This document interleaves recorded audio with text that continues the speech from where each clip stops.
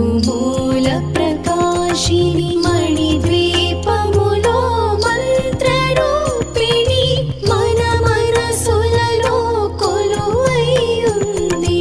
సుగంధ పుష్పాలెన్నో వేలు అనంత సుందర సువర్ణ పూలు అచంచలం బగు మనోసుఖాలు మణిద్వీపానికి మహానిధులు.